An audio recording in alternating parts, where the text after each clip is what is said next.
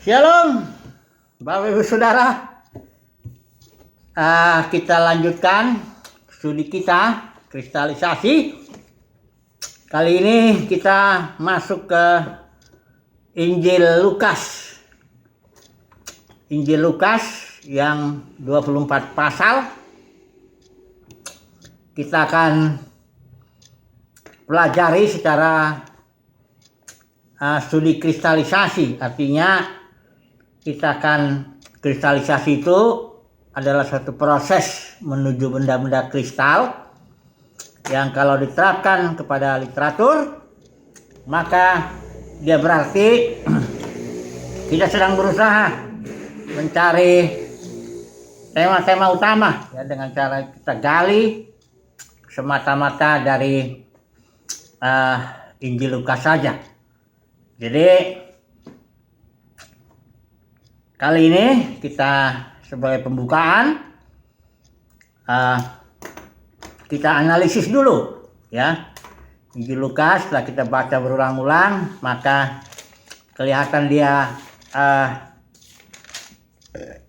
pemilahan-pemilahannya. Kita selalu pakai prinsip trilogi, bagaimana kita memilah dengan menjadi 3 bagian ya.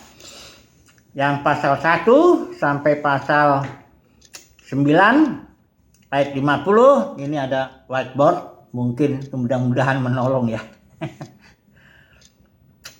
Pasal 1 sampai pasal 9 ayat 50 itu pelayanan atau fokus Yesus atau aktivitas Yesus itu di Galilea ya. Kemudian dari pasal 951 sampai ke pasal 19 ayat yang ke 44 ya, dia di situ perjalanan Yesus dari Galilea ke Yerusalem ya. Baru pasal 19 ayat 45-nya itu aktivitas Yesus di Yerusalem ya. Jadi Lukas ini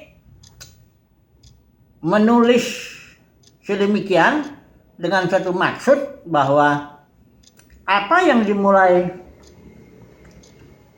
oleh Yesus di Galilea itu terus bergerak menuju Yerusalem. Kemudian dia membuat lagi buku Kisah Para Rasul, itu dari Yerusalem, Yudea, Samaria sampai ke ujung bumi yang di Kisah Para Rasul itu di Roma ya, dianggap itu ujung bumi lah ya.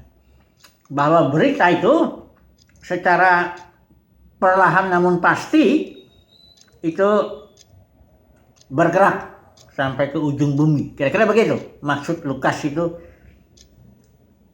Dia mulai dari Galilea, bergerak Galilea Yerusalem, kemudian Yerusalem, dan akhirnya sampai ke ujung-ujung bumi. Nah, jadi Lukas menyusun Injilnya itu secara gamblang. Dia mengatakan bahwa apa yang dimulai oleh Yesus di Galilea, berita itu akan menaklukkan dunia ini ya. Dan Lukas memang menulis untuk bangsa-bangsa lain. Jadi nanti kita sepanjang jalan kita lihat bagaimana Lukas katakanlah mengedepankan kepentingan bangsa-bangsa lain ya.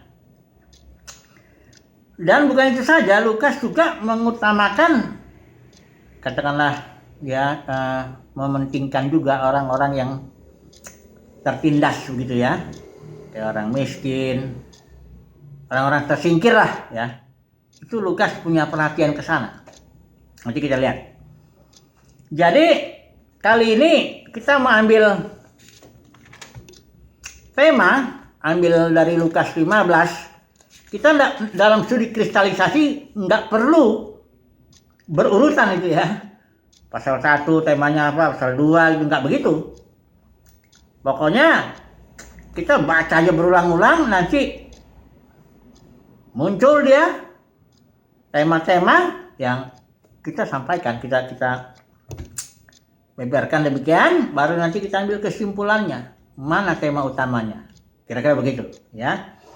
Jadi kali ini kita ambil aja Lukas 15 tentang perumpamaan domba yang hilang, juga perumpamaan dirham, dan perumpamaan tentang anak yang hilang. Ini kenapa kita mulai dulu dengan tema ini? Karena ini tema Lukas 15 ini banyak disalah pahami ya.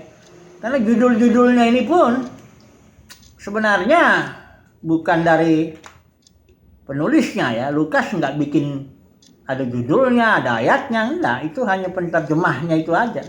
Nah kadang-kadang terjemahan Alkitab judulnya kan beda. Pembagiannya pun kadang-kadang beda. Nah ini kadang-kadang nggak pas. Ceritanya apa, judulnya apa, konteksnya apa, judulnya apa, nggak cocok. Nanti mari kita lihat ya. Mari kita masuk dulu.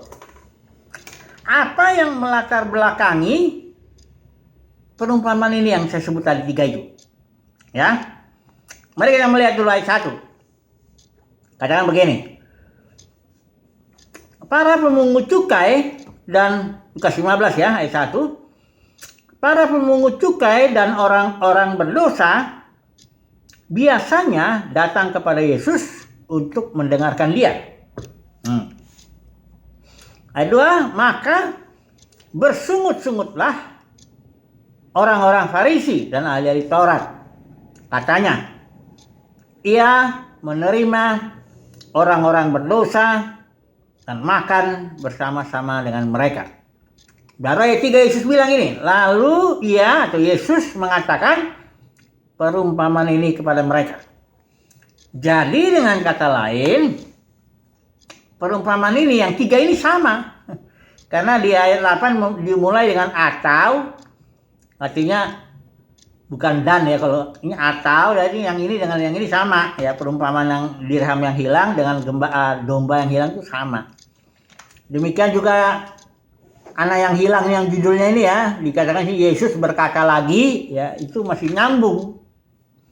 Jadi 3 perumpamaan ini adalah jawaban Yesus terhadap sungut-sungut orang Farisi itu. Orang Farisi sungut-sungutnya apa? Ini dia. Ia menerima orang-orang berdosa dan makan bersama-sama dengan mereka. Orang Farisi nggak suka.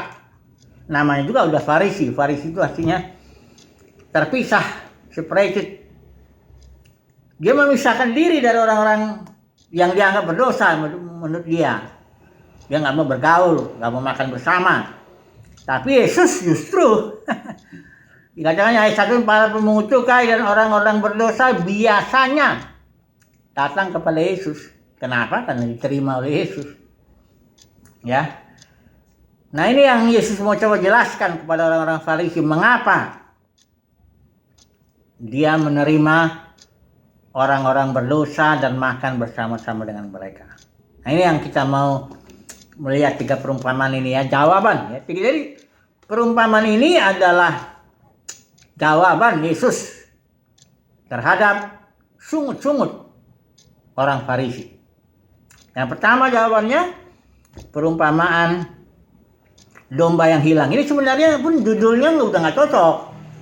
Karena fokus daripada jawaban Yesus itu adalah mengenai dirinya, mengenai Tuhan lah. Kalau domba ini fokusnya kepada gembala. Kalau dirham ini kepada perempuan itu, bukan dirhamnya yang difokuskan. Kemudian yang anak yang hilang ini fokusnya kepada Bapak yang penuh kasih itu. Itu makanya tema kita bikin, karena kita mau ambil yang pasal ini secara khusus, kita bikin temanya kali ini Bapak yang penuh kasih, ya, Bapak yang penuh kasih. Jadi fokus daripada 3 perumpamaan ini adalah kepada si gembala itu, yang baik itu, baru kepada perempuan yang disimbolkan Roh Kudus. Ini jadi Tritunggal ini kelihatannya begini ya. Gembala itu yang menunjuk kepada Yesus. Perempuan ini karena sisi feminin kayak El Shaddai, itu El Eshad itu buah dada ya. Jadi sisi feminin daripada kealahan itu. Roh Kudus ya. Kemudian Bapa ini ya Bapa di sorga ya. Nah, jadi mari kita melihat dulu gembala ya. Jadi judulnya ini harusnya begini, perumpamaan tentang gembala yang baik. Nah, itu cocok sesuai dengan konteksnya. Karena konteksnya Yesus sedang menjelaskan tentang dirinya. Alasan kenapa dirinya itu menerima orang-orang berdosa ya. Kita nggak usah baca ini ya, tapi yang jelas intinya bahwa di sini dikatakan gembala itu ayat 4, siapakah di antara kamu yang mempunyai 100 ekor domba, kehilangan seekor ya padanya, dia meninggalkan yang 99, pergi mencari yang sesat itu, perhatikan kalimat, sampai ia menemukannya. Jadi gembala yang baik akan mencari domba yang hilang sampai dapat. Itu yang baik.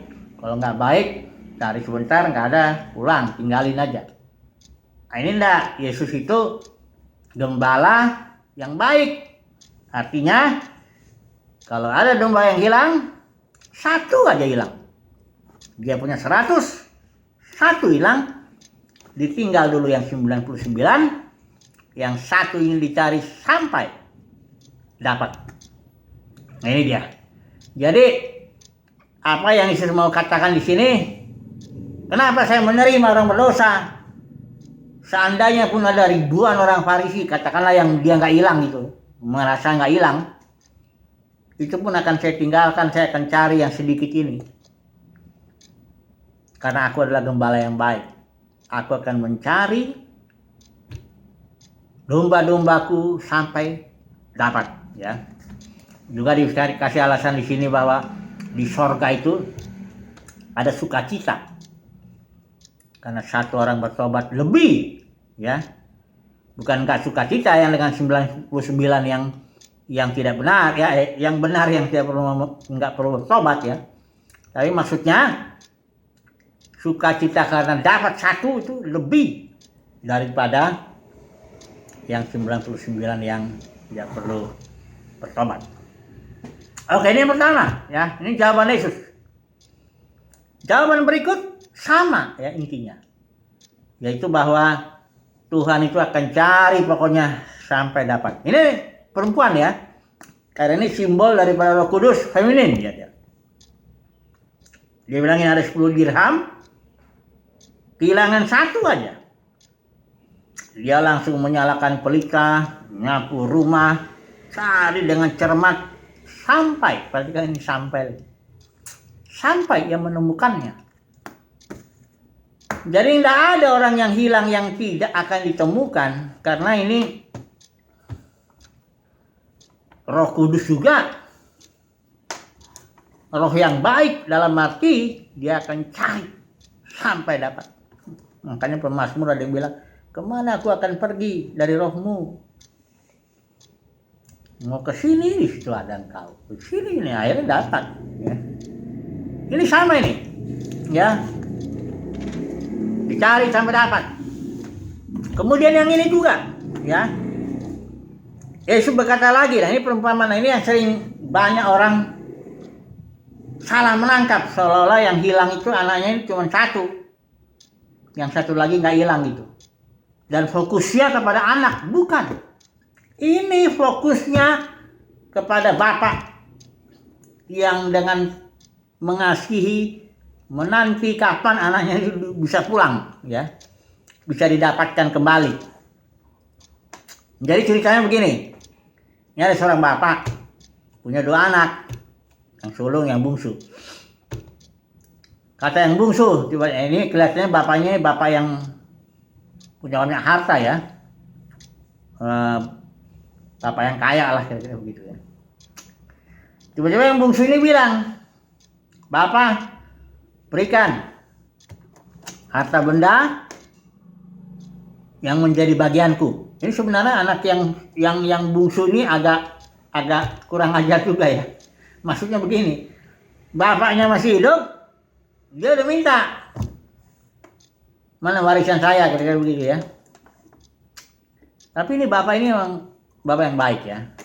Ya sudah, walaupun bapaknya udah tahu itu bahwa akan mengakibatkan tidak baik bagi anaknya, tapi dia biarkan anak yang bungsu ini belajar. Oke lah, katanya, bagi-bagilah. Ya. Setelah itu anak yang bungsu ini pergi meninggalkan bapaknya. Ya, foya-foya katanya di sana. Ya, dengan pelacur-pelacur apa semuanya. Tiba-tiba ada kelaparan di negeri itu. Nah, singkat cerita bangkrut lah ini anak yang bungsu ini. Kerjalah dia di kandang babi untuk ngasih, untuk mau makan gitu. Disitulah dia sadar. Loh, dia bilang, di rumah bapakku itu hamba-hambanya makan berlimpah. Dia di situ di kandang babi itu kekurangan makan lah, kira-kira mau makan makanan babi itu kali. Dia teringat begitu, akhirnya dia ambil keputusan, saya mau pulang. Sebenarnya motivasi anak bungsu ini pulang ya bukan karena dia suka bapaknya. Nanti kita lihat maknanya hilang itu apa. Dia nggak suka bapaknya sebenarnya, dia hanya ingin posisi saya udah kejepit.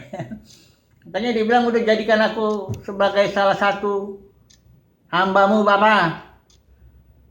Yang penting saya bisa makan lah, kira-kira begitu. Bapaknya ini begitu anak sulung datang, bapaknya ini udah lihat dari jauh. Ini saya menduga ini bapaknya ini tiap hari barangkali dia keluar, dia melihat ya kapan nih anak bungsu pulang gitu ya. Karena begitu pulang anak bungsu dikejar sama bapaknya, langsung dipeluk.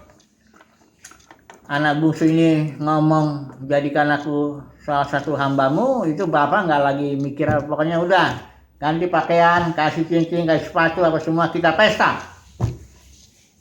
Karena dia lihat anakku yang hilang ini sudah kembali lagi, ya, kembali ke rumah. Nah, ketika yang sulung ini lihat ada rame-rame, ada apa ini?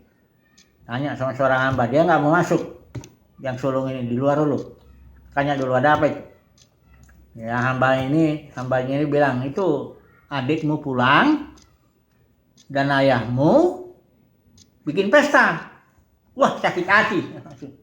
Yang sulung ini langsung sakit hati. Ini nggak mau dia masuk. Kembali bapaknya ini yang menghampiri yang sulung ini keluar dia. Ini bapak yang sudah baik, sudah rendah hati. Ya, kalau bapak itu kan kadang-kadang anaknya apa, dia berharap anaknya itu yang sujud sama dia. Kalau ini enggak, bapaknya datang keluar untuk menenangkan yang sulung ini. Yang sulung ini langsung ngomongnya, marahnya begini. Kita perhatikan ini ya. Ini ayat yang ke-29. Telah bertahun-tahun aku melayani Bapak dan belum pernah aku melanggar perintah Bapak. Tetapi kepadaku belum pernah Bapak memberikan seekor anak kambing. Perhatikan kalimatnya. Untuk bersukacita dengan sahabat-sahabatku. Jadi anak yang sulung ini menanti kapan saya bisa bersukacita dengan sahabat-sahabatku. Dia senang sekali bersukacita dengan sahabat-sahabatnya, bukan dengan bapaknya. Anak yang bungsu juga nggak suka bapaknya, nggak suka dia bersekutu atau bersukacita dengan bapaknya. Hanya bedanya anak yang bungsu ini dia bersekutunya dengan pelacur-pelacur di negeri yang jauh. Dia ninggalin rumah, ya pergi ke negeri jauh, bersekutu di sana dengan pelacur-pelacur dan sebagainya. Kalau yang sulung sama, nggak suka juga dia bersukacita dengan bapaknya, tapi dia tinggal di rumah dengan harapan nunggu kapan bapakku ngasih aku anak kambing, dan aku akan bersuka cita dengan sahabat-sahabatku. Jadi kedua anak ini hilang, sama-sama hilang. Hilang itu artinya tidak senang bersekutu dengan bapaknya. Hilang itu artinya tidak suka bersuka cita dengan bapaknya. Nggak senang berfellowship. Tapi senangnya dengan temannya. Hanya bedanya ini, kalau anak yang bungsu ini terang-terangan dia, aku nggak suka di rumah ini Pak, kayak gitu ya. Aku pergi.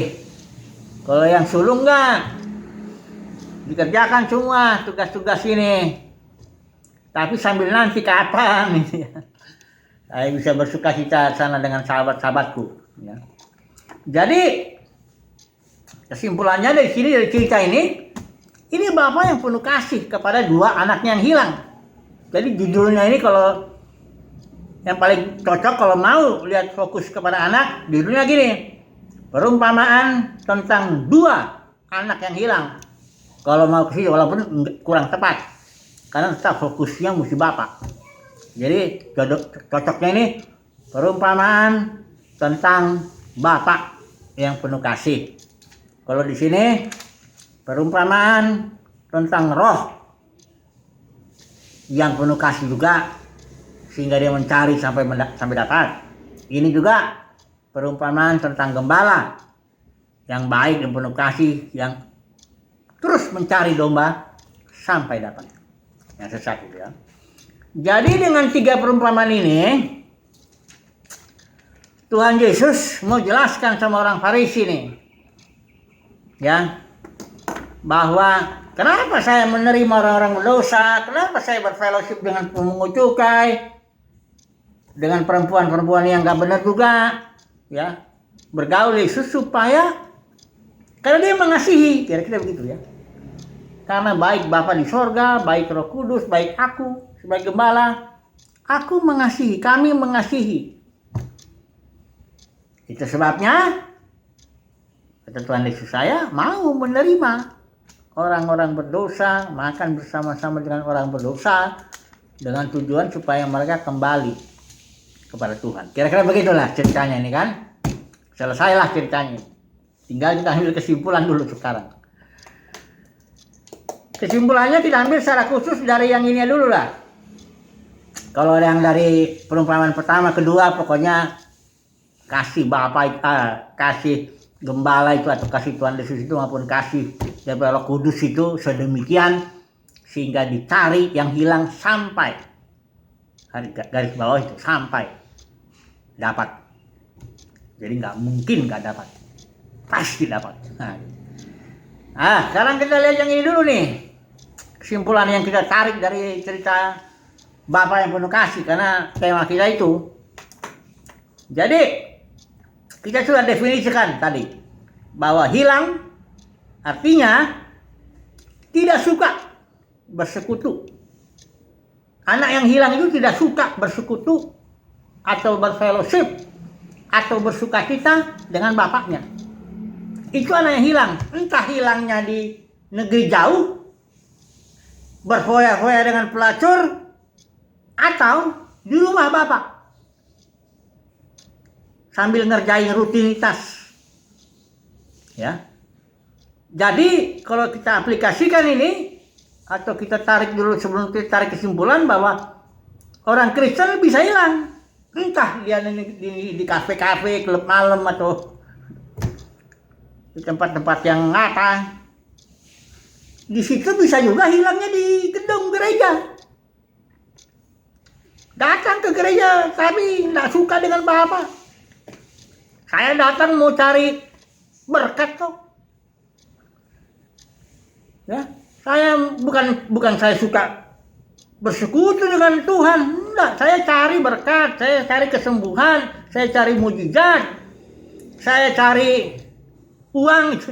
Kalaupun ngasih perpuluhan diharap dilipat gandakan 100 kali lipat. Nah, gitu loh. Enggak cari Tuhan, enggak suka dengan Tuhan. Suka dengan berkatnya. Oh, ini ribuan orang Kristen banyak ini. Banyak orang yang jangan-jangan di mimbar itu pun banyak yang hilang itu. Anak yang hilang semua itu. Kenapa? Karena nggak suka Tuhan. Suka yang lain, barangkali popularitas, barangkali uang, barangkali macam-macam. Makanya perkataan Tuhan Yesus di Injil Yohanes itu sudah kita pelajari itu. Pertama kali Tuhan Yesus berkata ketika murid Yohanes Baptis itu datang, dia bilang, apa yang kamu cari? Dia juga ketika bikin mujizat roti, bukan Tuhan gak peduli dengan makanan jasmani, tapi dia ingin bekerjalah bukan untuk makanan jasmani, tapi untuk makanan yang bertahan sampai kepada hidup yang kekal. Nah ini dia. Jadi simpulannya, mari kita mencari Tuhan lah. Bapak itu, yang disukai Bapak itu bukan bekerja baginya. Ini anak yang sulung ini bekerja bagi bapaknya. Tapi hatinya nggak benar. Hatinya nggak suka sama Bapak, tapi dia kerjain itu. Malah dia bilang, tak pernah aku melanggar bertahun-tahun. Aku melayani Bapak. Belum pernah aku melanggar perintah Bapak. Jadi yang utama bukannya melayani Tuhan, melakukan kegiatan-kegiatan untuk Tuhan. Bukan itu. Yang pertama berfellowship. Suka Tuhan.